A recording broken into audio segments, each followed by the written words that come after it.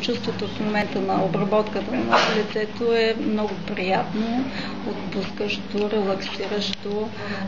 После, след самата обработка, лицето придобива един по-свеж вид, видимо чертите на места, където са по-леко изразени, веднага виждам разликата в тях и